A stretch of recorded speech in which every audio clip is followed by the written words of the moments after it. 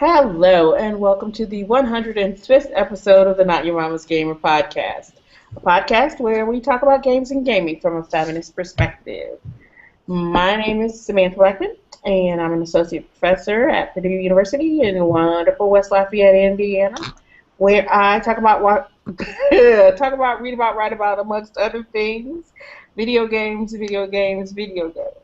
And we've got a special episode tonight, so if we sound a little different, it's because several of us are podcasting from the Games Learning and Society Conference in Madison, Wisconsin. So we're working in different environs with different equipment in some cases. That's not the only reason we might sound different tonight. That may not be. Because you may notice that there is a little more bass in some of our voices tonight. Well, not exactly ours, but we are joined tonight by three dudes. Three guests who are going to talk with us as we talk about a very important topic tonight. So we are joined tonight by, I'm going to go in the order that I see, folks, Cody Reimer, Alex Lane, Alicia Karabinas, Charlotte Hyde, Patrick Love, Terry Babb, and of course myself. So I am going to ask that folks go ahead and introduce themselves, and we will start with you, Cody. I like that your first move is to mute one of the guests that we put on here. It's necessary. I'm muting all the people. Cody, go ahead. Sorry about that. I am a newly minted PhD wielder from Purdue's RetComp program, and I currently have a position that I'll be starting in the fall at University of Wisconsin Stout in the Professional Communication and Emerging Media program. Yay! Good jobs. Woo! I'm Alex Lane. You know me. I'm an assistant professor at Mentor State studying video games and gender in the industry. We are at the GLS conference right now in Madison. It's been amazing. We've had bad luck with food tonight, but other than that, you've had bad luck with food all day. I did have bad luck with food all day, but the dinner was not good until we went to our hotel restaurant, and it was inedible. What's the point of Wisconsin if the food is bad? Yeah. It had been good, but it took a turn. So. The beer and wine and other beverages and the cheese curds have all been amazing. I would like to say that Charlotte and I bonded over this conference. Did we not, Charlotte? Oh, we did. I'm very, very upset that I did not notice it was happening this year. So next year we'll have to make sure you do back here. Yeah, I definitely need to come back next year. I was the wing woman, and we played Limbo for the. Yes. And I drank all of the Spotted Cow, I think, in the entire state. Yes, you did. They had a better one this year than Spotted Cow. It was Totally Naked, yeah. Like Spotted Cow's delicious sister. It wasn't the Two Sisters or whatever, the two. No, it's a Glarus. It's Totally Naked. All right, Alicia. I am Alicia Karabinas, and where Cody is a newly minted PhD, I'm a newly intern PhD student at Purdue in the RetComp program. I'm also currently the managing editor of Not Your Mama's Gamer and the meanest person around. Absolutely. That's true. All true. Charlotte? I am a doctoral candidate at Purdue University, and I am the resident Lego scholar. Yay. Patrick? I'm Patrick Love. I am a PhD student at Purdue's RetComp program. I think you mean Pokemon Master. I am also a Pokemon Master, yes. I got my proof right here. Right there. I study, hey, guess what? I'm a Pokemon Master. I'm interested in games, of course, mostly highly skilled gaming, things like esports, speed running, and also social justice, the overlaps thereof. So that's me. So you just lost all your nerd cred when you said social justice. You're a social justice warrior? What the hell is that? Wow. I played a long game. No. Turns out we need social justice. And Terry. You have to Get to unmute him. unmute him. No, he has to unmute himself. Poor Terry. I can only mute. I cannot unmute. Uh-oh. Uh-oh. Maybe he went he away. was not over there, I think. There we go. Spoiler, Terry is my husband. My headphones fell out. I'm Terrence Babb, and I am the odd person out. I am an undergrad in the engineering department at Purdue, and oh no, I fell over. Aw. Everybody look away. Okay. Oh, I fell over again. I'm in multidisciplinary engineering, and I'm studying a degree that I made up myself called Sustainable Systems Design, where I'm going to build net zero houses. Awesome. That is awesome. Wow. And then, of Very course, smart. there's me. So we're going to do our usual, and we're going to jump in and do. What we're going to do is what you're playing, what you're reading, what you're drinking, and then we're going to jump into our issue of the week. We're going to have a kind of an abbreviated, well, not abbreviated, but we're going to skip some of the things that we normally do this week because we've got a pretty large cast, and we want to make sure everybody has the opportunity to say the things that they want to. So we're going to have an abbreviated news section.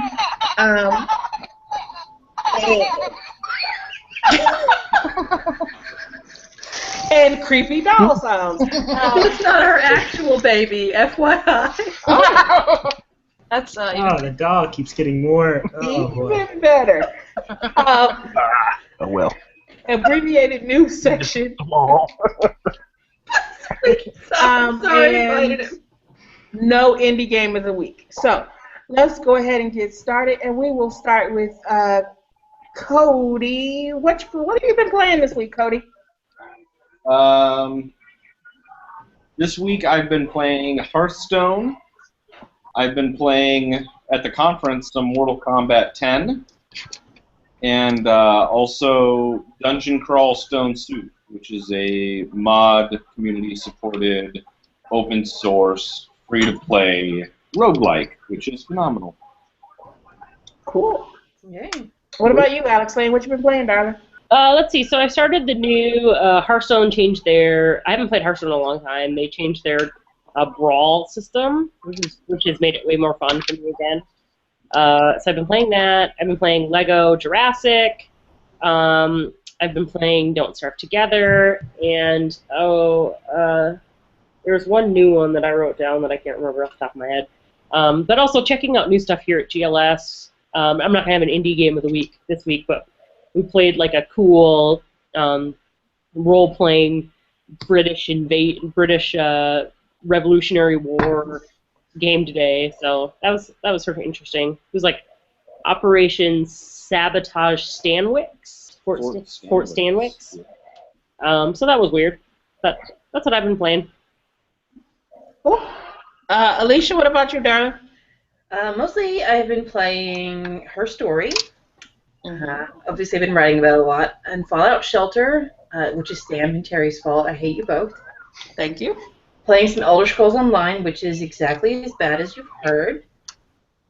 And of course State of Decay, because why would I ever stop? Good questions. Charlotte? See, I played Lego Jurassic World, actual Legos, and I guess I played Don't Starve Together with Alex. I think that's it, though. I want to play some Don't Starve Together. Patrick, what about you, darling? What you playing? I'm pretty much playing Hearthstone nonstop at this point. Any free time I get goes to that. I'm pushing for Legend.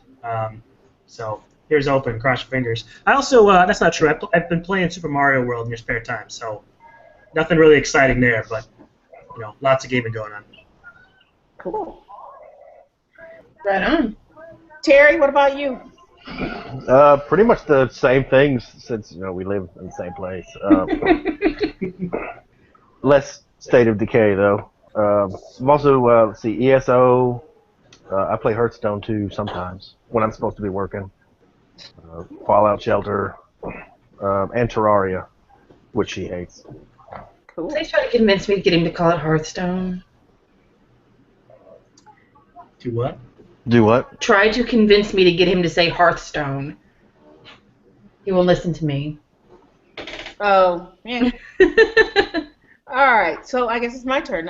What have I been playing? I played some Super Mario 3D Land on the 3DS, some Super Mario Brothers 2 on the 3DS.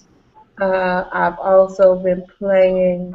Oh, I downloaded and started playing Alpha Bears like yesterday on my phone. We played some Mortal Kombat 10 here at the conference. That was pretty fun, actually. That was a lot of fun. It was more fun than I wanted it to be. Yeah. I was like, ooh, what horrible racial stereotype am I going to play next? Yeah. Everyone. Every single one of them. It was wonderful. Has cornrows and like a shotgun. The Native American guys got like this full feathers and like a bow. There's tribal. There's everything. Equally offensive. All of it, yeah.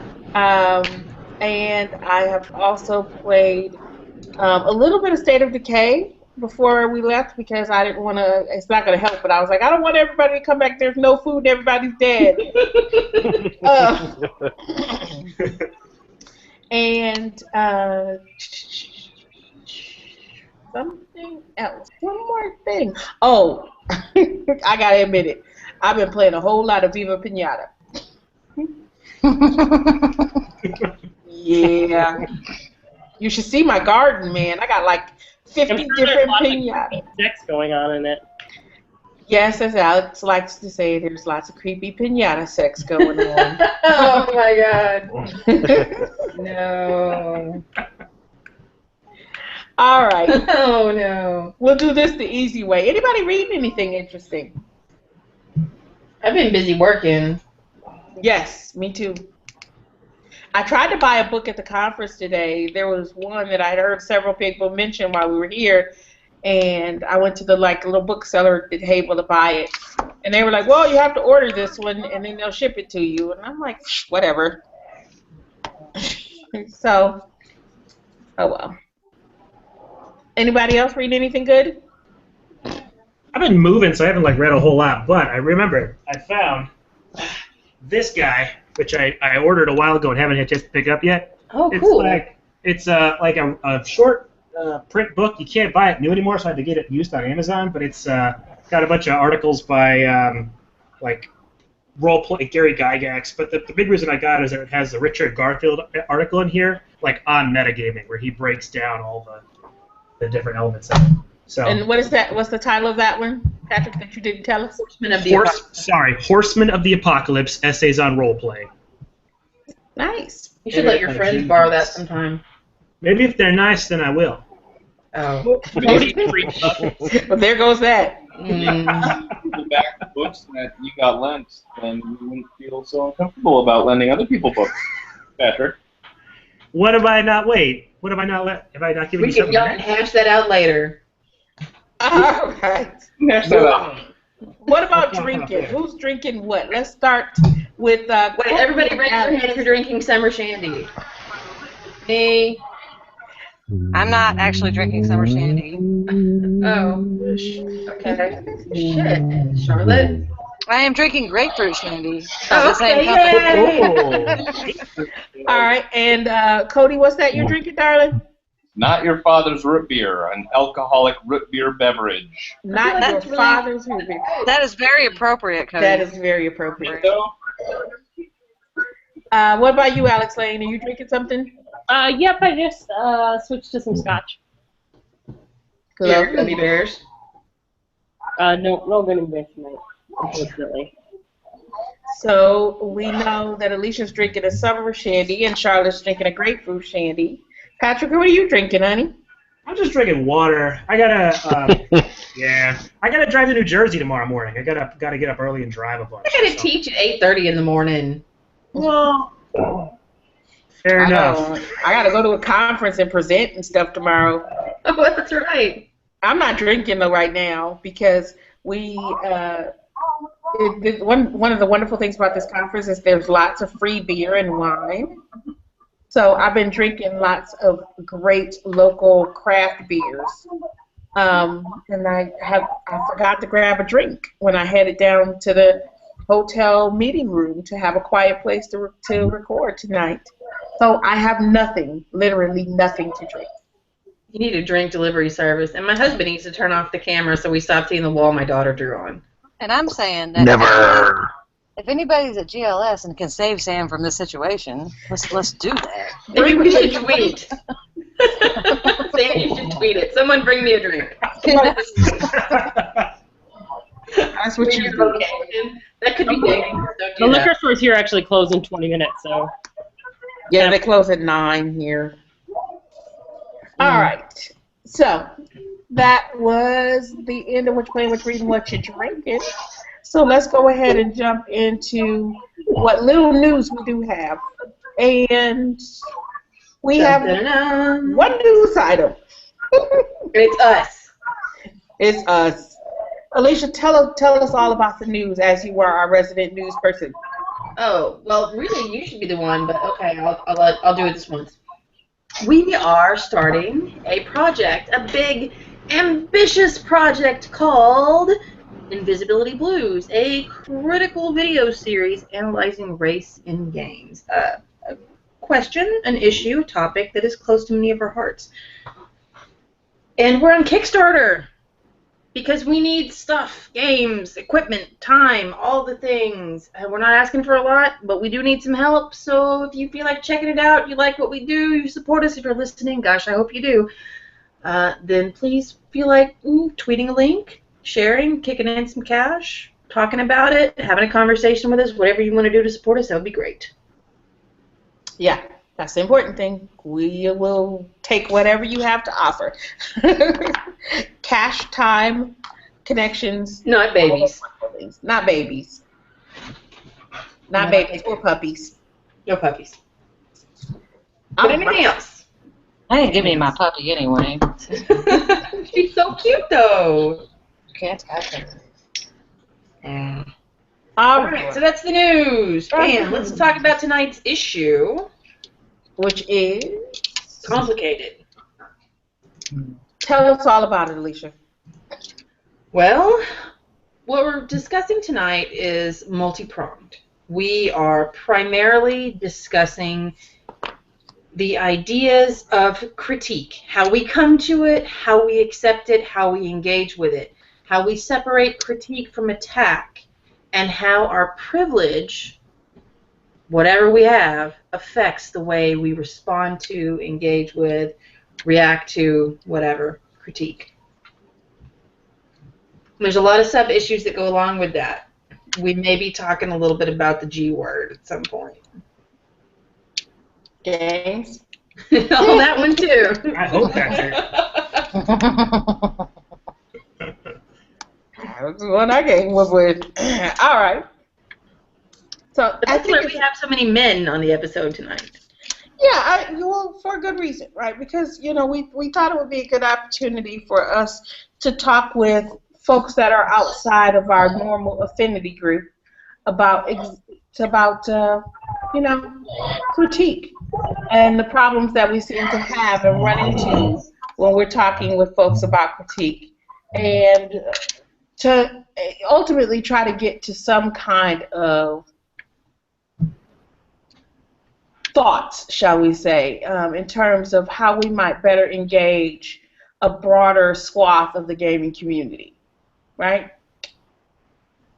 Yes. Yes. I'm like, somebody agree with me. Yes. Yes. The So, question is, who wants to go ahead? jump in and start. Yeah. It's interesting because we've all been having these wonderful conversations outside of this podcast about this very specific topic. Cody and I threw beer at each other today in the Rathskeller in the Memorial Union.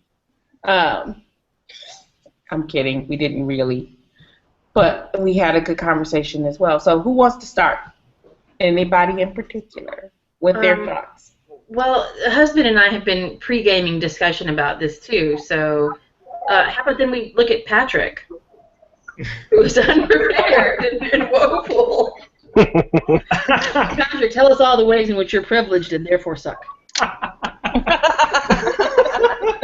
Oh, that is so mean. He's never going to let me that. Challenge accepted. We start talking about critique and like how our identities influence our critiques or how they're received. Yeah, I mean that's one of the things that we've talked about and thought about a lot, right? We catch a lot of flack on our critiques, right? Because we are coming from very specific subject positions. And so what happens then is that people seem to get angry at our subject positions. Yeah. Yes. And we think right, as we start to think through it and try to rationalize it, is because they're coming from very different subject positions. And we wonder kind of, one, why that is. Two, what we can do to kind of open up a dialogue between folks of different affinity groups without having one or the other getting terribly offended and thus angry and sometimes violent toward the other. Because that's what we run into a lot, I think. In fact, it's something that a lot of us have seen over and over again, is this idea that if we say X about games, it also means X about people who appreciate those games. Right. Which is not usually the case. We all have to exercise some kind of cognitive dissonance when we play games because, everybody's favorite is problematic, right? Yeah. And recognizing that doesn't mean, that you're a terrible person because you like that. It just means everybody has a different threshold for things they'll tolerate. Right, and we've talked about exactly that a number of times before, right? There's thresholds and how much you can take before a thing becomes intolerable. Everybody's very quiet tonight. This is a difficult topic. Well, I can speak for myself, but I'm not sure where to start on it. I'd be interested to know what y'all that have kind of prehashed this topic have got maybe to use as a base. Because I know why I make the critiques I make now, why I'm in this field has a lot to do with privilege, my privilege, that I knew I was easily accepted. I didn't know I'd be accepted, but I was easily accepted as a white man in game studies. And that made it very easy for me to join the gaming community and to join the game studies community. But I'm more familiar now with why I appreciate critiques from non-white men, mostly because I, as a gamer, like challenge, and I like things that push me to new realms in gaming and things that challenge me to think about a game in a new way. And that came about, I think, a lot through individual experiences I've had. So I'm interested to know what other people think about the topic too. Well, here's a question: has it always been that way for you? You say you appreciate the challenge. Has it always been that way for you, or is this something that you came to later? I've always appreciated the challenge, but my definition of challenge has changed. So, as someone that plays a lot of, the trophy I showed you is for playing competitive Pokemon cards, and I played competitive Yu-Gi-Oh! Not so much Magic, but so I like challenge, and I like challenge that moves me out of my comfort zone because, without going into much of the theory of card game players, there's different kinds. Some of them like to just play, some of them like to complete ideas, and some of them like to be the best or win or approach being the best. And I've always been one of the ones that likes to approach being the best.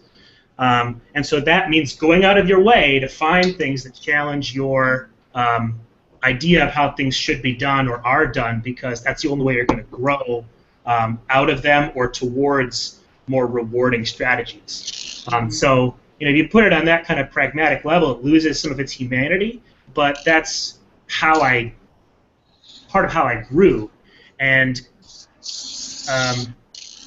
how I became interested in social justice critiques or critiques that are associated with social justice was because as a gamer, I the other games I played are like Zelda games. And so what I learned from those games is that when there's a problem, when people are in trouble, you help them. If that means gathering 15 radishes for them, then so be it. Or if that means, like finding a dragon and killing it, then so be it. So that's kind of what I learned from games itself. From studying games, I learned that the way you do that is by participating and empowering people to overcome problems themselves. So by helping other people do better at games, by not keeping all the information and power for yourself, by spreading it to other people or helping them get access to it, which is why I'm interested in social justice now in general, because that to me is the pursuit of social justice. It's opening up and helping people get access to the means to overcome problems in their lives or systematic disadvantages that they have. So that's kind of how my idea of challenge has changed. It used to be what challenges me. Now it's kind of what challenges people that I care about. Yeah. Interesting. What about anyone else? Patrick is just like a really nice guy. Let's hear Right. from Cody and Terry. 'Cause I don't know about them. I'm like, I don't know if we got the right guy on here. I don't know, because it comes out of that drive to be the best, right? For me, it comes out of the drive to be the best. And So you have to be like the best social justice warrior? no, I mean like there's a realization in the pursuit of trying to be the best that like when you're the best alone, it doesn't really mean as much. Like it's not. There's no end game content to that. You just kind of sit there and you're like, well, I'm the best. Yeah, I'm the best. Now what? There's nothing left to do. So you move on to something else. But I guess the question is, and I don't know if you're the right guy. That's why I say you're not the right guy. But I guess the question is, when somebody outside of your privilege, I guess, as a white male, critiques a game that you like, does that make you uncomfortable? No, I usually find it really interesting because then I know that game really well, and I can understand what they're talking about easier because I can think back to my experiences of it. That's why I like to read criticism of games that I know and love really well, because it helps me think about it in a new way. I can re-enjoy that thing I love so much, or reconsider it, or rethink it, and make my enjoyment of it more complex, or learn something about myself or why I like that game that I didn't know before. But yeah, but as Charlotte was saying, since you're a scholar, you may not be the best person to answer that question because you're used to doing that kind of work and re-engaging and rethinking your position. But you know what? I think he really is, because this gives us a chance to kind of get at a question or topic that I've had discussed even today with two different people, both men, and that's a question, or the question about what is the role of an ally, right? Because we have a very specific task in front of us as women, as scholars, as feminists, and I'm talking, when I say we here, I'm talking just about the women of Not Your Mama's Gamer. But that task extends beyond just us once we go past Not Your Mama's Gamer, and it does include allies as well, right? So those are not always going to be women, and not always going to be, not always consider themselves feminist. And we don't know exactly what those allies are going to look like from time to time. And so we've been talking a bit about the role of allies, right? And I think that some, if not all, of the guests that we have on the show tonight will consider themselves allies. And so I want to put people on the spot and say, what do you consider yourself an ally, and what do you see as being your role as an ally? It's a good question. So this was something that you and I talked about, Sam. I consider myself an ally because I think that it's the moral and ethical thing to do to make sure people don't get chased out of a community just for being of a particular race, gender, sexual orientation, et cetera, et cetera, et cetera, so on and so on. The role of the ally, this was where I, hedged a lot and, looked to you furtively. I think the metaphor I used to, question whether how I thought about it was okay or not was a mix between mansplaining and white knighting, Mm-hmm. because I felt like if you and I were saying the exact same thing to a hostile audience, because I'm, I try to be acutely, painfully aware of my privilege, as a white man, as the colorless, neutral norm, scare quotes I don't think showed up on camera there, because I am comfortable for them, I am not unfamiliar, I could say it aggressively, you could say it placidly, and I'd still be okay, and they would engage with me more calmly than you. And so I was wondering if my role as an ally could be to not be the face of the message, but to just help forward that message from a different, more comfortable vantage point, right? Like, and you had a really interesting response to that made me think about it in a way that I felt like I was kind of near appreciating, but couldn't articulate in the way that you did. I have a response to that. Don't share it yet. I want to hear what everybody else has to say. What about you, Terry? Over there, muted. We had talked about a little about this in the kitchen earlier about. Not necessarily being presented as the face, but I don't know. If you target like people that have already supported you, you're not going to move anywhere. And so, you kind of need to build into and incorporate as many white men as you can, because look at the civil rights movement. You had all these strong black personalities, but ultimately it was the white individuals in Congress that enacted all the laws. And so this is, I don't know, it's not right, but it's a reality that this might be what you need to break further into, the whole industry and whatnot. But that's the question, is how do we get to the people who don't want to listen? And that's a lot of people. A lot of them, in fact, are white men. Yes. Well, and this is interesting, like I said, because I had this conversation with Cody, and then I had this conversation again with a very nice guy, who's professor at Saginaw Valley State. And so let me throw this out there, and let me start by saying I agree. We need allies. We need to work together. Just as the feminist movement needs men as well as women. The equality movement in terms of race needs people of the majority as well as people of the minority. We need to work together to show people, one, to demonstrate, right, that we can work together, and two, because there is strength in numbers. That being said, I also say very specifically, I don't want to, in my mind, forefront the role of the ally too much. Right. That was my initial response to Cody, if I may.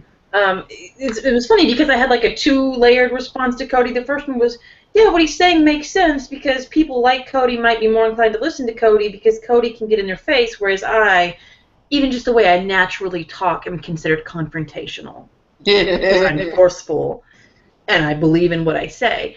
But also underneath that, I had a visceral reaction to, the fuck you're gonna speak for me? No.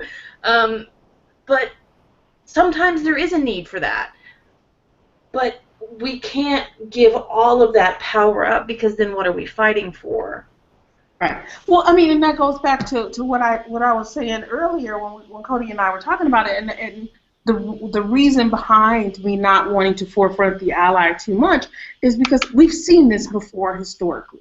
At the moment that we forefront the ally too much and the ally becomes too much of a voice for us, not even saying that the ally speaks for us solely, but even if we get to the point where the ally is the one who must introduce us and bring us in so that we are acceptable, that feels too much like fucking letters of authentication in front of a slave narrative.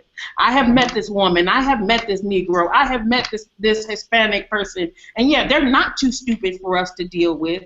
So it's okay to talk to them because this is a good Negro or this is a good woman. And that feels way too problematic for me. So I think that we need to think about the roles that allies take, scale them back a little bit so that we're working in conjunction with one another, and one, that the ally does not forefront us. If anyone is ever in the forefront, it needs to be the people who are fighting very specifically for and directly involved in, directly affected by that movement. Does that make sense? Mm-hmm. Oh, yeah. Yeah, you want to use them as an endorsement, not as, a face. I don't want to use them as an endorsement, because the endorsement part is what becomes problematic in and of itself. I don't ever want to be endorsed by a white man or a white woman, right? I want someone to say we can work together, or I work with this person, but not I work with this person, and because I am X and they are not, you should listen to me. It just becomes a rubber stamp. Like, you can't stand on your own. Like, nobody's going to listen to me unless a white man comes up behind me and is like, yeah, she's right. Yeah. Well, that's not what I meant by endorsement. I just meant, like, I like this person. Yeah. When you favorite a tweet, you endorse it. I mean... Yeah, or it's like that. A person can say, I'm in agreement with this. Yes, absolutely. Yeah, what we do with the signal because I boost say page. this is right, then here you go. Now introducing this person. Now listen, you have to because I said so. That's not what I meant. Yeah. Well, the problem is, Terry, is that you're an engineer in a sea of scholars who study words. But see, I something else that we had talked about in the past is that not everything is explained to laymen like myself. Yeah. That come in the middle of an argument. And so they have to choose a side based on essentially, tweets and blurbs. Mm-hmm. And sometimes the language that's, not specifically directed at different diversity movements, mm-hmm.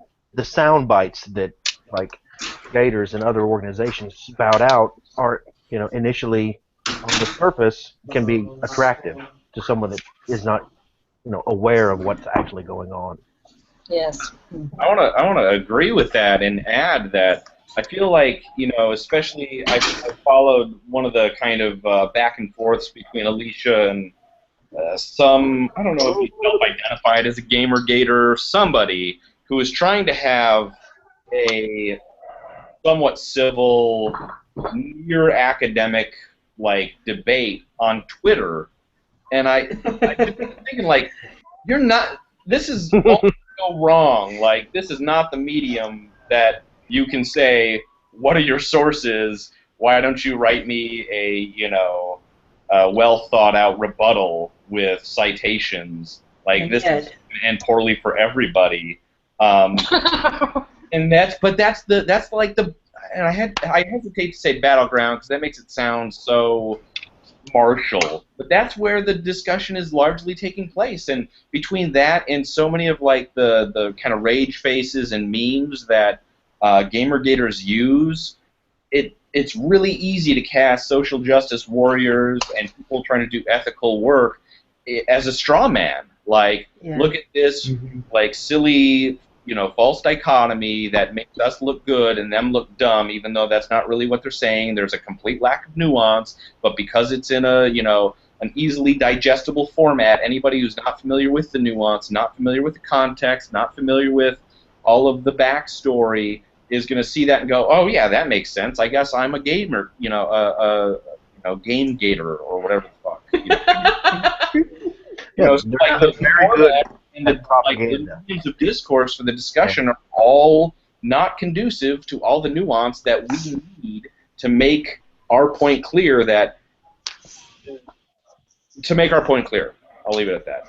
Well, it's funny that you bring up me on Twitter.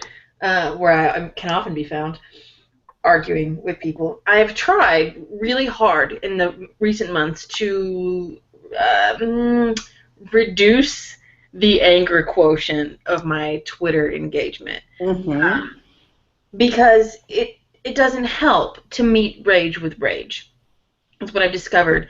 And I watch a lot of people who are doing ostensibly the same thing I'm doing, going out and trying to talk to people and trying to engage people and trying to make points. But when they meet mockery with mockery, it doesn't go anywhere.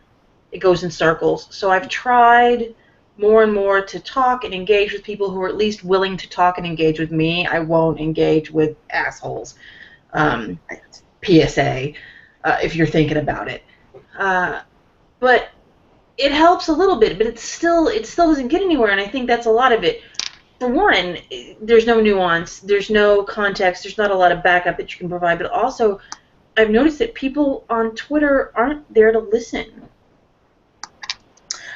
Well, What? I don't want to say that blanketly, but some are. Right. Yes. I think that, and we've had these encounters before. We've had encounters with people on Twitter. We've had encounters with people on the blog who, at first blush, seem to be coming there with the express intent of arguing and proving us wrong, right? But and this is the reason that we do specifically say we will engage with you if you disagree with us, as long as you're not disrespectful or violent or threatening or any of these other horrible things. We'll still engage with you, is because we've had real conversations with folks that we disagree with. And that's the important thing, is we've got to stay at that place where we are willing to have open discussions with people who are not in our wheelhouse. And I'm not just talking about you, darling. I'm talking about period. No, I'm agreeing with you that I love debate and discussion, and I want that. I crave it. But it's getting harder to find. Yeah, it does feel like that. It does feel like that. It feels like that. It feels like, for in many ways, it's ramping up. And it's really interesting, because we were talking about this at dinner tonight, is that one of the keynoters today, and I'm going to call him out and say who it was, is Jim G. was talking at the lunch rant, was saying he feels that the reason that that things are ramping up in the game space is because the side that has been labeled most conveniently and comfortably Gamergate recognizes that, in essence, they have lost. And this is kind of a last-ditch effort on their part to kind of beg and claw their way up or out or save themselves. Which is interesting, because I know we talked about that and whether or not we agreed with him or not.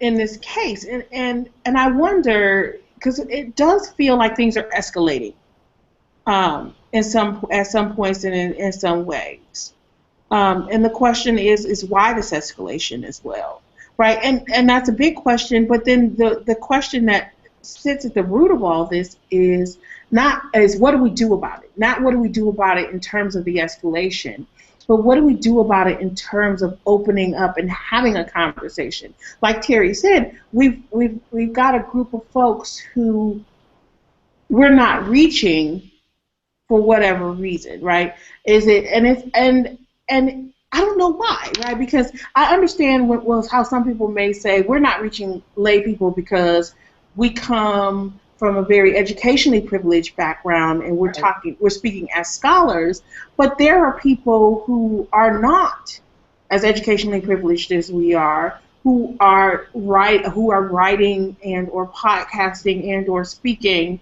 just as kind of, everyday folks, right? Who are also finding themselves in these same situations. So, what's that happy medium point at which a conversation can take place? And I think that's linked to this idea of the attack or the threat, we have to figure out where the line is and where our critique becomes a threat. Because the way I look at it, when I write anything, if I say, I don't know, I find this game really sexist, the game still exists. The game can still be purchased. I have never once said, no one should buy that game. I have only said, for me, for these reasons, I felt that was some shit. But somehow when it hits certain ears, it becomes, this game is bad, I am bad if I like it, she wants to ban it, it's threatening my way of life somehow. Right. And I don't, that's the gulf that I face when I look at the work that I do and the impact it's having or not, is how do I find the right way to say what I want to say without having that impact? Can I change what I say, or is there nothing I can do? And I guess that's where we maybe can turn it back over to the gentleman of the group. I can just say that, I mean, games are competitive in nature. Even games that aren't multiplayer or co-op are still competitive now because of the achievement system and everything else that we have. And so, for the community at large, if it's a game, there's a winner and there's a loser. Yeah. And if you're criticizing a game, then you must be calling that game a loser. I don't know. I mean, it doesn't make any sense. I mean, you can say something is bad without, getting this kind of response in a movie. You can say the same thing in a book, and people don't, get all up in arms for the most part, unless it's like a crazy cult movie.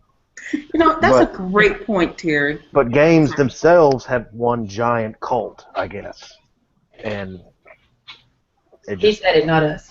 It's super. It just creates a hostile environment from the get-go, just like in sports. You get those crazy people that love a team, and if you say, well, you didn't do very good this season, you might as well just be, pissing on a coaster of Manchester United because you're going to get mobbed in the streets. And all you said was, sucks for you guys. Yeah. It has that same kind of vibe to it, I guess. Yeah, I think you're right that the broader community tends to see it in terms of winning and losing. I also think that nerd culture, as a body that sees itself, like a body of people that sees itself oppressed, tends to be, very interested in solitary pursuits of perfection, which is why games are so popular, right? You can be the best at it. And that people, when you're in that mindset, you want to seek out comfort, right? You want to eliminate discomfort because you want to find a space to feel safe and comfortable. And I think that's part of why they get so defensive, because they see this potential discomfort, like moving in on this zone of comfort they've created. And I think that, when you try to eliminate discomfort from your life, you're really just, you're causing more discomfort for yourself because you're making yourself more sensitive to small disturbances or small disruptions or whatever you want to call it. Things that aren't even really disruptions, things that don't actually affect you because you have made your safety such a priority. So I don't know if there's really a solution there, but maybe there's something about seeing the long term of this. Like, what does this kind of sensitivity do to us? Like, do to games on their part? It stops it from changing. And when the market doesn't change and evolve, it dies. Like, we need new gamers. We need new people to play games, or otherwise, we won't have an industry in 30 years because we'll be making the same thing for the same people who are not going to be buying games forever. Yes. Yeah, I think that's interesting, is to think about it in terms of the competitive nature. I mean, because we've often thought about that in terms of when we think about other sports, right?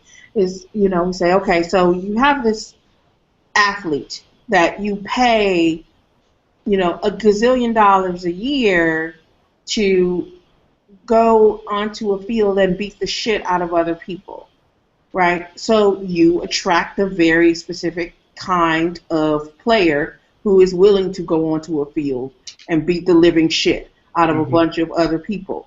But then when that person loses control and beats the shit out of a bunch of other people outside of that arena, right, that contained acceptable space, people act shocked. Right? I mean, and I wonder if here we're dealing with the same kind of thing. Like Terry said, I think it's because games are so competitive. And I know that there are some folks on this podcast who have gotten a little antsy about games because they're really competitive. Who? I don't know who you're talking about. What? Charlotte.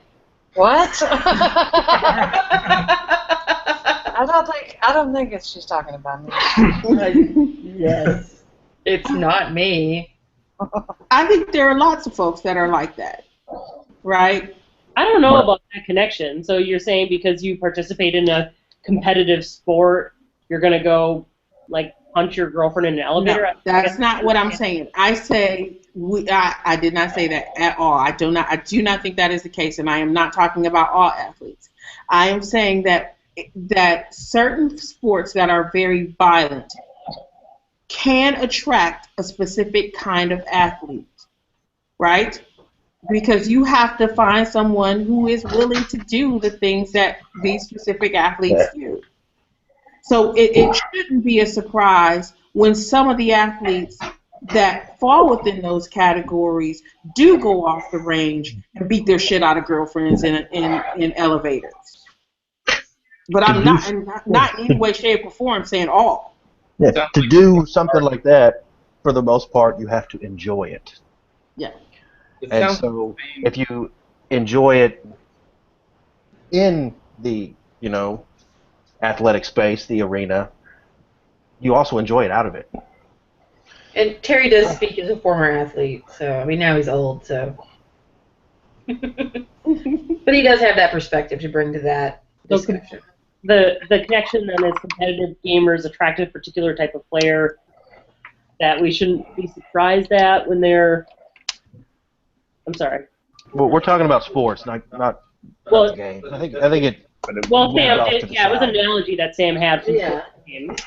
I think the connection for me is if we think about it, not to say that it's justified and justifiable, but in the same way that it makes sense that you get people with a propensity toward violence in violent sports, you get people with a propensity toward competitiveness in games and gaming because it is a competitive activity. And some people don't know how to channel that competitiveness. And I think that is what we find ourselves bumping up against.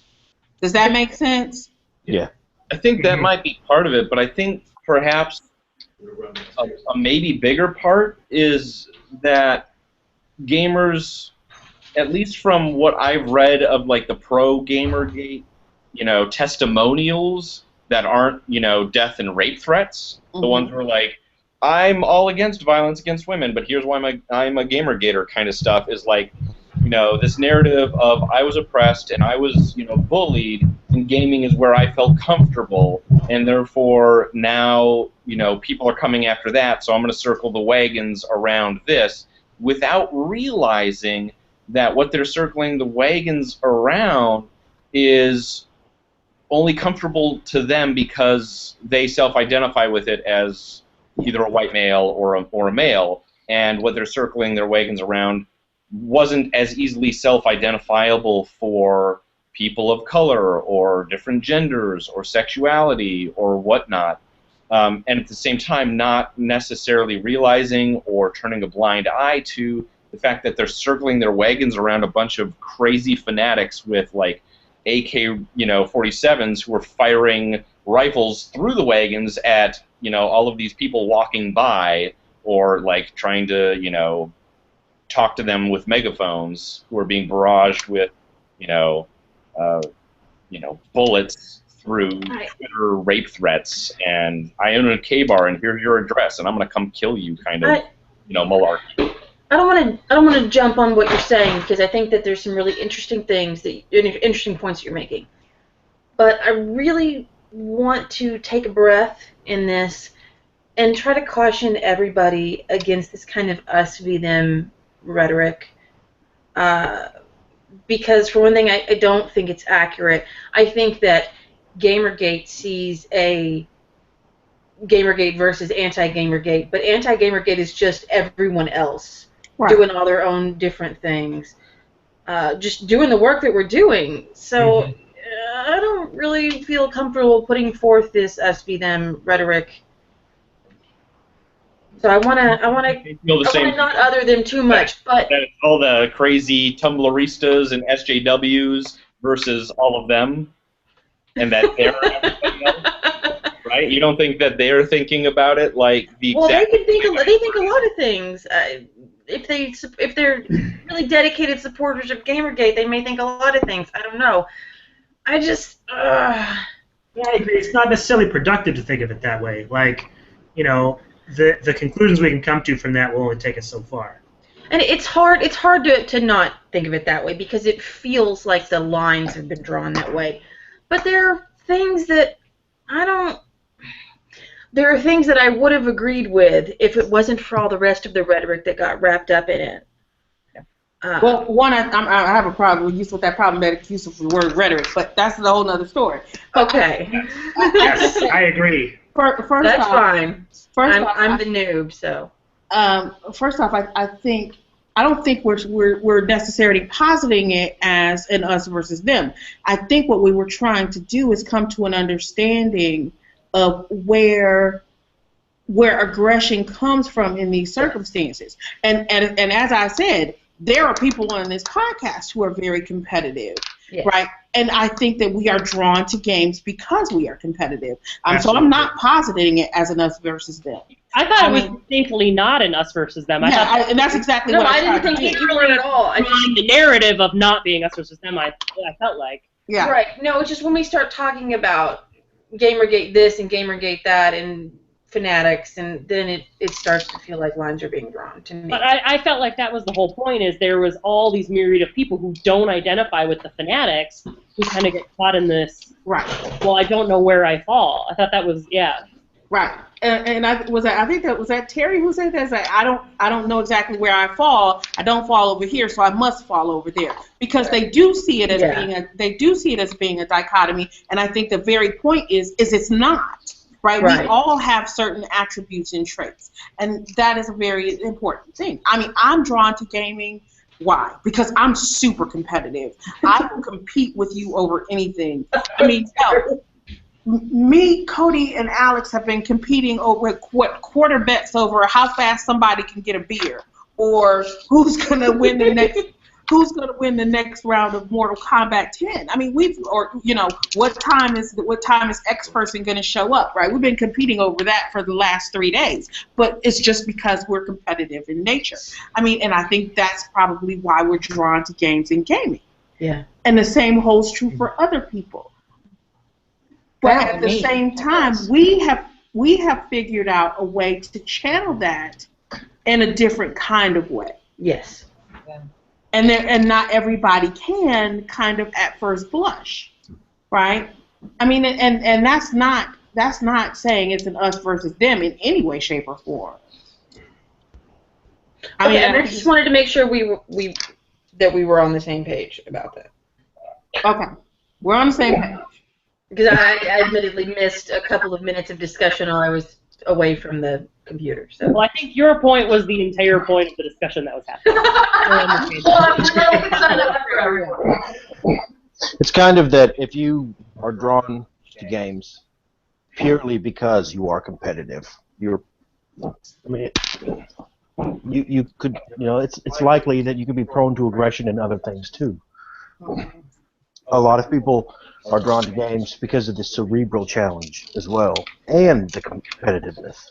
Yeah. And the narratives. So I'm just saying. And the stories and everything else. But if people are drawn to the games just because they want to win, and so they play those games with that distinct win-loss kind of mechanic or framework, and I think they can bring that out into the argument as well.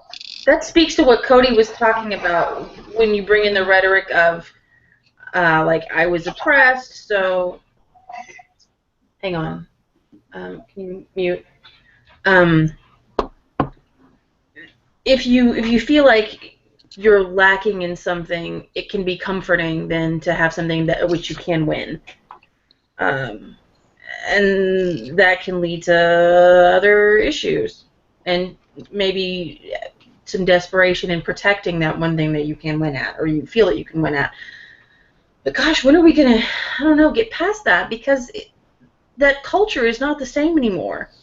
Never, because in America, everyone wins a trophy. Oh, shut up, Even Terry. last place wins a trophy. Shut your mouth. I'm so tired of hearing that bullshit. I mean, he has a point. I don't know. See, I'm not saying that's that they interesting. should. I'm saying that right now they do. Yeah.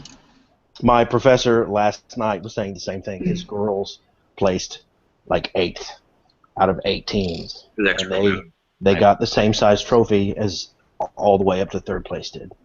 Yeah. All 3rd through 8th got the identical trophy.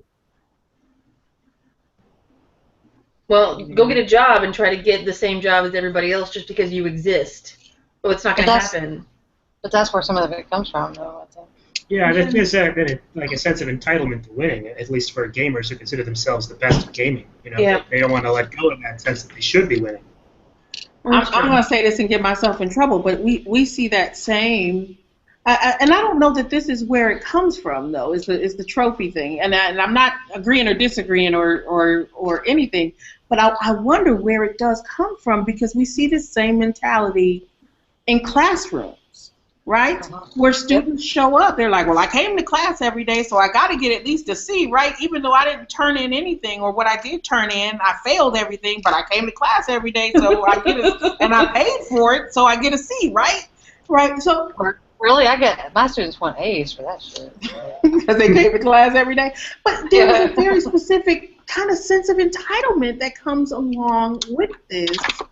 And I don't know where it comes from. Because, I'm the oldest person on this podcast. Yes, barely. I know, Charlotte, barely. I knew you were going to say that.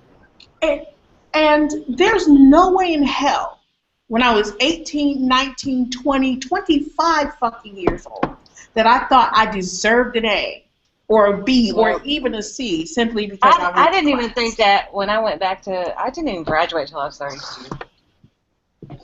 And I didn't think that then. I certainly didn't think it when I started my master's program.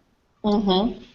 You know, funnily enough, I never felt that way in things that I wasn't very good at. Like, I didn't have that just generic entitlement, like, I showed up to math class, give me an A. I expected to get, like, a real bad grade there. But in the things I was good at, I was always extraordinarily angry if I didn't get, like, the very best score, because I assumed clearly I was better than everybody else. I learned eventually that was wrong. But it took a while. It took a lot of pain and a 7-year hiatus from school. I do think there's a difference there, and this is really back to Terry's point, because when I was a kid, everybody didn't get a trophy. And now they do. And when I was in school, I don't think everybody, even at 32, I don't think everybody felt like they deserved an A or just had to come to class or whatever. But I do see that now. It is a fact. It happens. Yeah. It's like the movement for a lot of schools to get rid of red pens, because the red ink marked as an X on the wrong answer can, make a student feel bad. Well, God forbid we let them know that they have a wrong answer. Pedagogically and theoretically, Terry, I'm gonna date this for you. Pedagogically and theoretically, they've actually been saying that for about 30 years now. Well, that's old. That's old. It's just making it out of universities and into secondary and elementary schools. Well, in the universities have been doing it in writing classes for a long time. Yeah. And I think it's just making its way out of the university and into some of the lower. I've never not had a red pen marked on my paper. That's anecdotal evidence. Sit down. Instead, you use a blue pen instead, and 30 years from now they'll be going, "Why do we use blue pens? That's so sad. All of my edits are sad because they're bad." Whereas red is. The first time I ran into a non-red pen was in my master's program, and they explained to me that you were going to use a green pen so that we didn't feel bad. And instead, all I saw was green all over my paper. Help anything. It's supposed to be the stigma that's associated with it. And Well, I use purple. But it's still all over your paper. I mean, I don't know. Whatever the hell's on my desk when I grade paper. So it's not the color; it's the amount and type of that. Right. Yes. If it's all over the paper, it doesn't matter what color. Well, that's just bad grading. But my point is not the color of the pen. My point is that I do feel like there is a certain expectation of. I don't even know what this has to do with our conversation anymore. Well, because we're talking about expectations and privilege and entitlement, right? And that some of this anger may come from entitlement, right? I am entitled to, in the same way that I'm entitled to an A if I pay for this class and come to class, I'm entitled to enjoy my game without some social justice warrior coming along and saying, okay, yeah, it's a fun game, but there are problematic representations of bullying and. But I don't get it. So I'm gonna take this away for myself for a minute to Legos, okay? So last year, I think it was last year, they came out with the Lego Research Institute, which is the one with the women scientists, right? Yes. Yeah. Obviously, I love this set because of what it represents, right? And I have it, and it's not opened, and that's, whatever. So the other day, I was reading a review of it. I don't know why. And it was a pretty harsh review. And for a moment, I got sort of annoyed because I'm like, well, wait. And I kind of feel like this is where some of the Gamergaters come from. But then I stopped and thought, well, I mean, they're not even reviewing it on what it is, what it symbolizes to me. They're just reviewing it on its, I don't know, value as a Lego set in general. Like, does it have a lot of good pieces? Does it play well? Mm-hmm. And it doesn't, and that's not the point of it, and that's fine. And I can live with that. I can live with that people don't love the set that I love. So, I don't know. I was thinking about that when Patrick was talking about comfort, which gets us away from entitlement. Yeah, and that's why I think that the entitlement argument is an easy one, and it's not enough. Yeah. And I feel like sometimes when it gets made and we start talking about, well, now everybody gets a trophy, so that's the root of all the problems, we don't keep going. Yeah. And I want to keep going because I don't think it's enough, because exactly what you described right there, Charlotte, we all feel that for just a moment when somebody rags on something we love. I think that there's that moment of defensiveness where we're like, man, how dare you? Yeah. But then most of us, some of us at least, then say, well, fuck that guy. I'm going to go watch that movie again. I'm going to go play that game again, and I'm going to love the shit out of it regardless of that review. And Exactly. You'll look at your Lego set and you'll be like, I love that because it's awesome. But there's something that stops some people from making that step, and they stay in that space where they're just pissed off as though somebody else's statement has now forever impacted their enjoyment of the thing. And that's not just entitlement, that's something else. Exactly. That's what I just don't get. It's like, I don't care if somebody doesn't like the set, whatever. I have it. I love it. So what is it? I don't know. This is. Yeah. I feel like this is the big disconnect between what we do and what Gamergaters feel like people who do similar work as we do, because we say, we critique and that shouldn't detract from your enjoyment because critique is not attack, et cetera, and they go, no implementation of racial quotas, and all these things that were like, who the fuck even said that? Wait, what? Nobody's like taking pitchforks as social justice warriors and saying, like, holding them up to the necks of developers and saying, like, respect this game or we're gonna fucking skewer you. We're just like, hey, you could have thought about this too, and that would make the game more palatable and acceptable and fun and critical and all of these things for a wider audience. And that's not at all what Gamergaters see. And so I'm wondering, like, are they just straw manning social justice warriors? Where are they seeing this? There's something happening because there is some disconnect between what people like, everybody in this podcast and on the blog do and what most Gamergaters verbally rebel against, disregarding the fact that they also turn around and attack the people on this podcast for fair critiques. But I feel like a lot of what the GamerGators really rage against is stuff that you're not even doing. Cuphead aside, and the stuff that I don't want to push it aside because it's not important, because it is. Right. But I feel like what they're most vocal about is the stuff we don't even do. I don't think Cuphead aside. I think Cuphead at the center of that. Well, that's because what I meant. Sam, literally, that's the perfect example of what you're talking about. Because Sam was talking about, she literally was like, "This is a visceral reaction I had. This evoked these emotions in me Personally. Right. Yeah. Holy shit." And then talked about some research and talked about some reasons why she felt that way, and the response was fucking insane. I have a lot of screen caps of deleted comments. I'm sorry, Alicia, what were you saying? I was just saying I have a lot of screen caps of deleted comments that will never see the light of day. Oh. But that's just what I mean.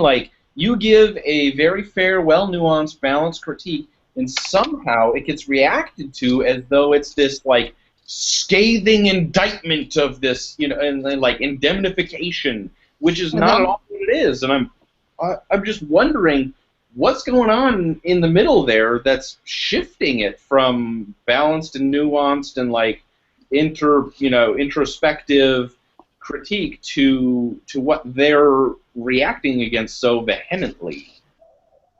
Most people that consume all this internet content, they aren't educated. They're reading on the fly. Maybe they're on their mobile phones while they're driving down the road, or they just see some headlights or some headlines or tweets. They don't read the actual article. They just go off what other people have said. It comes back to Twitter being a durable medium for. I just recently, earlier to refresh for this, read up on all the gamers are dead thing, and I mean nobody ever said that nonsense anywhere, and there's no reason that got picked up and carried off with. And the only reason why I did is because nobody actually read the stuff that, the loudest group of people that were talking about that didn't actually read it. Yeah. And if they read it, they didn't understand it. And they just started spouting off in their ignorance. And that's the biggest problem.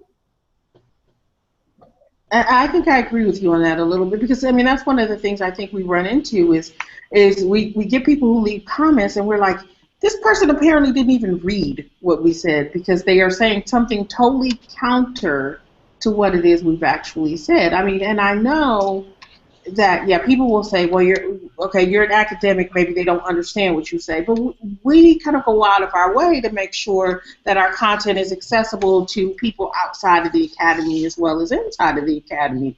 And, we've got tons of folks who read that are not in the academy who seem to understand what we're saying quite well, but then you have another group of folks who is so busy just waiting for someone to tell them what we have written says, rather than reading it for themselves. And I think you're right. I think that's a huge problem. Maybe that's why videos have become so much more attractive. PSA, donate to our Kickstarter. Most of their exposure to this kind of stuff could just come from synopses written by someone else that puts in only what they want to see. I mean, you could, you read this little blurbs on Netflix and, you're like, oh, you choose to like or not like a movie based on, that or what's on the back cover of a book. So that little bit of language is very important. And whoever writes that can control who's exposed to it. Right. And we've talked before about some of the folks who are I won't say figureheads in the movement, but are the interpreters for the movement, right? And it's obvious even when you listen to some of them that they haven't read the stuff, or at least haven't comprehended the stuff that they're actually talking about and speaking out against. And it's kind of disheartening and astounding at the same time. Yeah. Yeah. Because then we're back to what Terry said earlier, is that a lot of what we do gets read by people who are already leaning that way, or at least have the tools and the wherewithal to read what we're saying and to say, well, that's really interesting, but, what about this, and let's consider it that way, and then we have a discussion and everybody moves on. But that's not, I don't know, that's not maybe the impact that we want. Shit, now I'm really sad. Right. This was a terrible idea for a show. What was I thinking? Apparently. But it goes back to, you know what, maybe we just need to keep doing what we're doing. Well, not maybe, but we definitely need to keep doing what we're doing, because it's not just spitting into the wind. One, we do seem to still from time to time reach other folks. Two, if nothing else, we also give folks who otherwise wouldn't have a voice. And I think that that's really important. Not I think, I know. So, yeah. That was depressing. Thanks, Alicia. We gave Patrick a voice, so I guess that's a bonus. It's important to keep doing what you're doing. It is very important. But it's also important to not stand on the same street corner every day, because then the people that you need to reach that don't agree with that, they're going to be like, avoid that spot. And other people are going to listen to them because they're standing around the water cooler. It may be like the traffic sucks there. And it has nothing to do with the traffic, but they'll be like, I don't want to go there. I could be late for work. So they'll go around it. They'll listen to this other nonsense going on. Yeah. So you got to get out there and, get everywhere. That started out as a super supportive husband, and then it went somewhere else, back to the depressing place. No, you're right, though. I don't know. Fuck. And, you guys, you're making videos and, tweeting and stuff, but a lot of people, they just stay on their site and just blog. And that's not going to help anyone, because the only people that are going to read that are people that already agree with them. That's why I wonder if it's productive to criticize how allies endorse us. I think, I know that's not what we're doing, and there's productive and unproductive ways to support groups like ours. But I think we should be careful, which we are, I guess, being. But I don't know. I was gonna say, do you think we're? Well, see, I have problems with that language, but that's okay. Look, but can I point out how much we've all disagreed with each other tonight, and yet no we one do. has But it's true. Well, which language? Let's hear it. What language then? When you said we should, what did you say? We should be careful. And I'm not down for being careful, because I'm not down for hedging. But if what Terry said is true, and that if we just keep screaming to our own choir that people aren't going to hear us, then don't we need allies? I guess I'm just playing devil's advocate here, just trying to play out the rest of the argument. Oh, I think we definitely need allies. In what capacity? Huh? In what capacity? I think we need allies to help forward the cause. I can certainly recall some occasions, Sam, in which you have directed us to be careful about criticizing. What have you been careful to be criticizing? That's a discussion for another day. That's something different. That is something different. I'm missing it. I don't get it. Well, no, you and I had this discussion earlier. You know exactly what I'm talking there about. are lines. I guess what you're saying is that we have to draw those lines in different ways in different situations. Exactly. It is. It's an issue of kairos. It's an issue of what happens in the moment, when it happens, who it happens to and who it happens for, right? There are times that we have to be cognizant, not necessarily careful, of what is going on around us when we make certain choices in what we say and what we do. But I don't think that walking on eggshells so as not to offend someone and have allies run off, because true allies are not going to run off.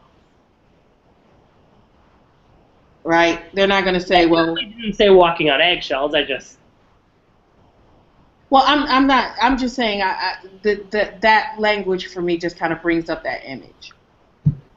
Being careful. When you say we have to be careful of what we say, that makes me think... I would hate to send the message that you're not welcome here because you're not saying things exactly how we want, or we're not, whatever. I mean, but that never happens. I mean, shit, because we disagree all the time. Has been kind of apparent tonight, right? So I don't. But it does happen a lot. I mean, that's part of call-out culture, which is very prevalent. That it leads to a lot of people saying, well, you said this or that wasn't said the right way, so now there's this whole group that's going to move against you. And that can be useful sometimes to help pull somebody into thinking more carefully about their language or considering more the impact of what they're saying or how they're engaging, but can also be very damaging because it can end up silencing people who might be otherwise on your side. So it's a mind ground. And it gives people, it gives people the opportunity to feel like they're justified in their outrage or their anger, right? But it also, at the same time, doesn't take into consideration, not always, sometimes it doesn't take into consideration who the other person's speaking, that they've been outraged by, who they are or where they come from, right? I mean, because, everybody knows, there's always that whole stereotype of the angry black woman, and I speak in a very specific way, and I tend to be very matter of fact. And some people automatically read that as, oh, she's angry at me, so I'm going to be angry at her. And I'm not angry at you, one goddamn. But if you read it like that, you automatically say, oh, well, she was angry at me and she hurt my feelings, so I'm just going to go and I'm going to do something else. You know what? Fuck you. Then maybe you should. But at the same time, you have to understand that a lot of what goes into that for a lot of different people, and we've had this conversation before, how you and I, as, like, say, Alex and I can say, and Alex, you're really good for doing it, can say the exact same thing to the exact same person in the exact same way, and they will read me one way and read you in a totally different way. Yeah.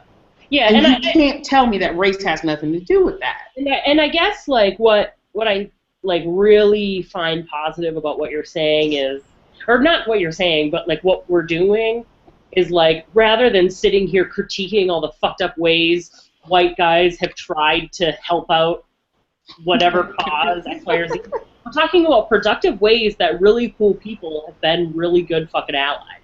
Mm-hmm. Like, and I think that's a great, I don't know, interesting way to go about it. But yes, if anybody, well, we won't share screenshots, but that's been happening for years. Oh, Lord. Yeah.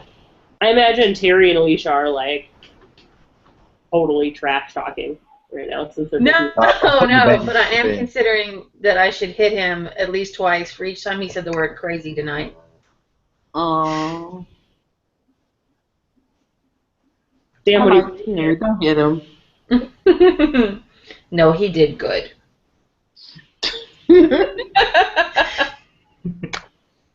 And he was babysitting our daughter the whole time, too, the one who refuses to go to sleep, so double duty. There you go. On that note, so guests, wonderful guests, do you have anything else to throw in, things that you want to say that, because we talk a lot? around here that you didn't get a chance to say because we never shut up? I think they went to sleep. There's No, a lot of it- things I guess that I would say, but I guess I argue better walking back and forth when I'm making supper than in something structured like a podcast. I mean, you know, from whenever I took your class that I don't really speak up until the end. So if you wanted to go until like 4, I probably wouldn't shut up, There we go. but I can't go until 4. So. No, I can't either. Anybody else? I guess Wrestling was something super deep. No, it's not. It's super superficial and not at all in the same vein as what minorities and women and LGBT and everybody face. But like, I think the need, like, I think so. Patrick and Terry and I at the start of the podcast talked about like why we felt the need to be allies and speak out. Cody's changed his mind. I keep thinking I changed my mind. Yeah. And Fuck you Gamer guys. for life.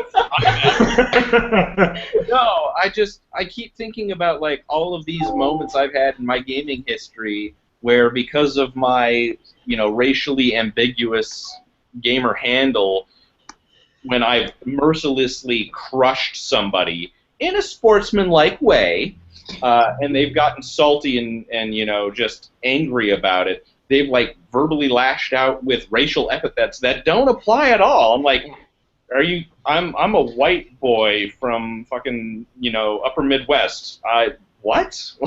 What? And there's been articles about that where guys get female avatars and they're like, is this what you guys face every day? And so, like, it just doesn't make any sense to me. It makes perfect sense why this is what I've been wrestling with, and she prompted me into speaking before it was formed. It doesn't make sense to me why people are so angry about my race, perceived race, while I'm playing, and I totally get because of what I've been exposed to. I haven't suffered at all because I don't give a shit what they say to me because I'm not.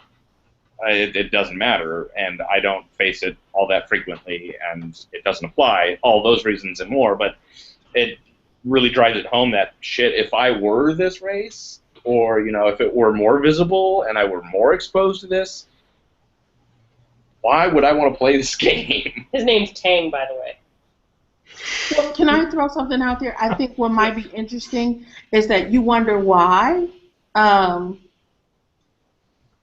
You wonder why. The thing is, I think anyway, is that people go to racial epithets and epithets about, like women. Women are, it's like, oh, you're a bitch, or, you're a slut, or you're all these things, right? They go to those things specifically because in their minds, that is the absolute worst thing that they can call you is a minority or a woman. And so that is the ultimate insult. Well, that's a lovely world. And if I can tack onto that too, speaking of that competitive mindset, I grew up mostly friends with guys, did mostly quote-unquote guy stuff, which is how I became a gamer, really. And I didn't play Pokemon or Yu-Gi-Oh, Patrick, but I played the shit out of some Magic and competitive Magic, too. Yeah. And I was exposed to a lot of stuff in person before I ever joined any kind of online gaming service. And then I got a lot more, and it just made me madder. Because that fired my competitive instinct. Like, you will never make me leave this hobby now. Like, if that's the way you feel about me, you will never make me leave. So there are some of us who are just stubbornly here regardless of whether we're wanted or not. We don't give a shit. Right.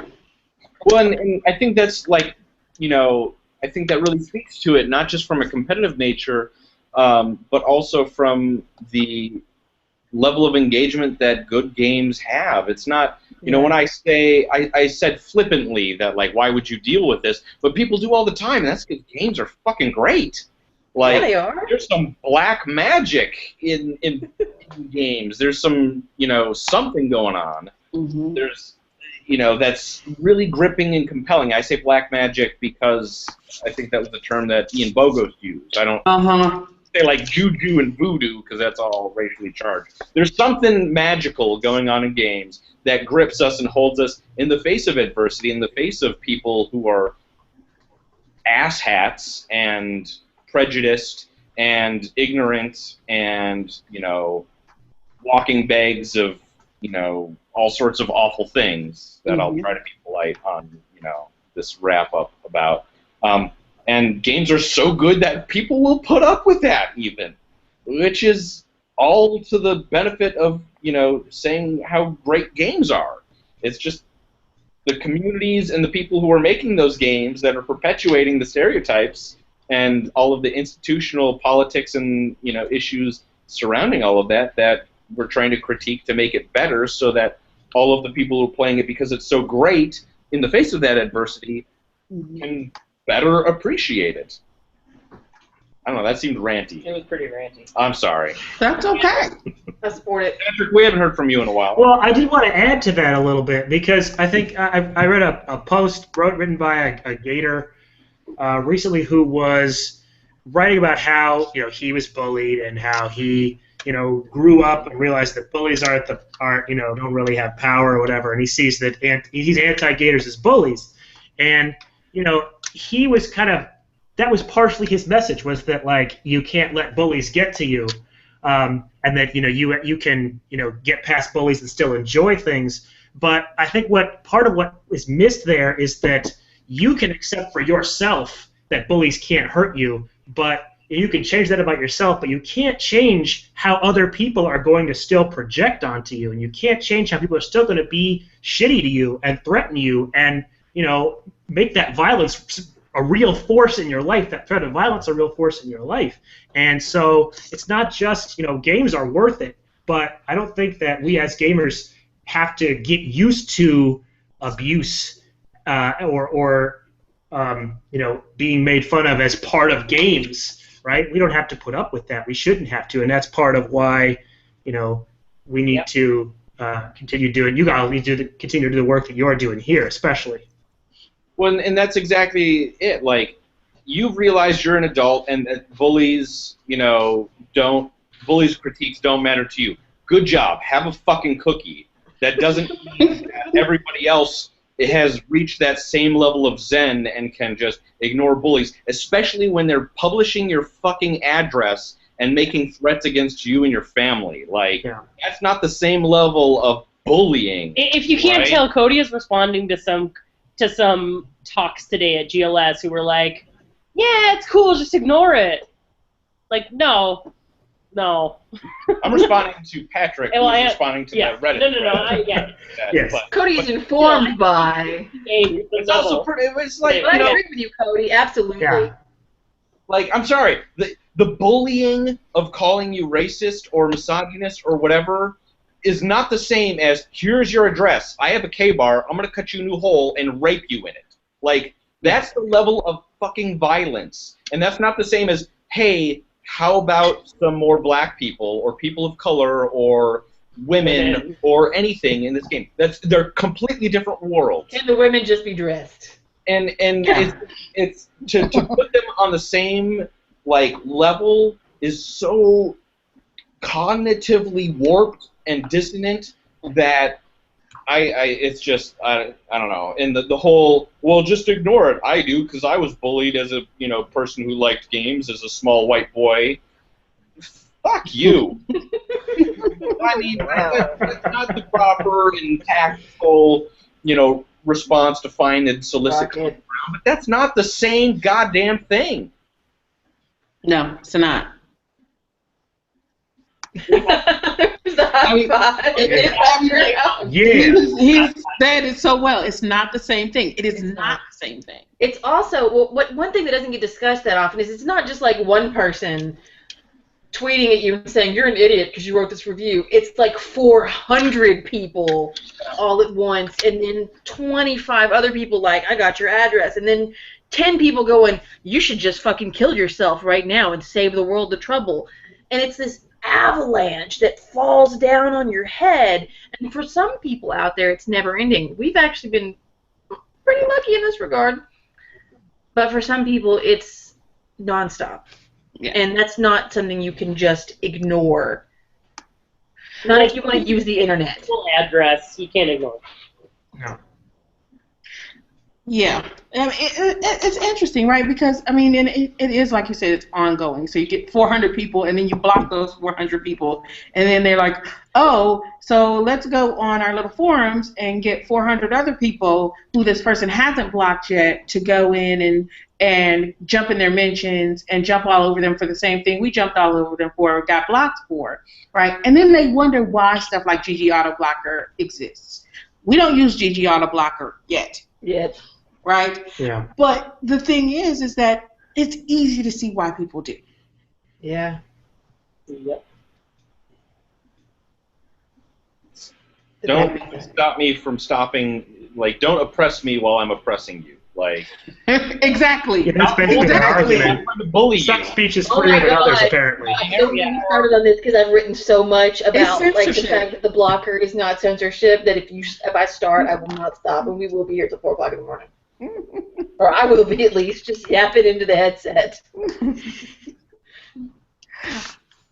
On that note, thank you for a very interesting and difficult conversation to our guests and to our regular hosts.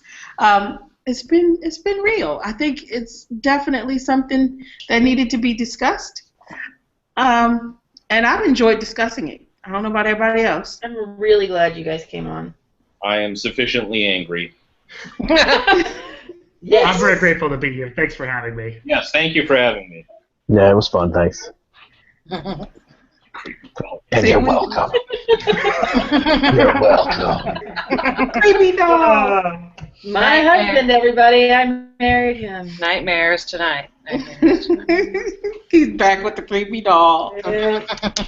Yay. All right.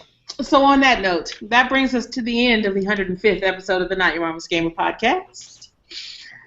So until next time when we have episode 106, which is going to be a big one and a fun one, and we're not going to tell you what it is. You just have to wait.